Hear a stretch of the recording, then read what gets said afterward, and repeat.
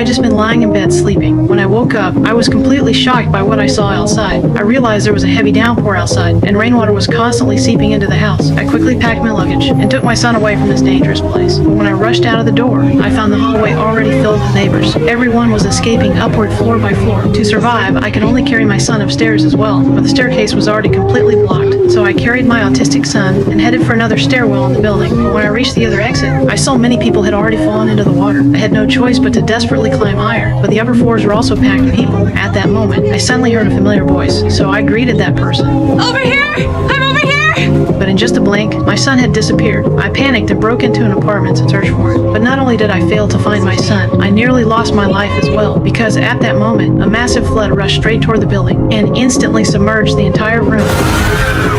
Luckily, I had learned how to swim before. I held my breath and searched underwater for my son. Finally, I found him inside a room. But when I tried to leave, I realized the door could not be opened at all. The next second, a man opened the door from outside and pulled us out of the water. Even better, my unconscious son later woke up after emergency care. The man was a staff member from a high-level research institute, and I was an important scientist in that institute. So he was assigned to escort me safely to the top floor, where a helicopter would come to pick us up. But on the way upstairs, my son suddenly needed to use the bathroom. I need to go poo-poo.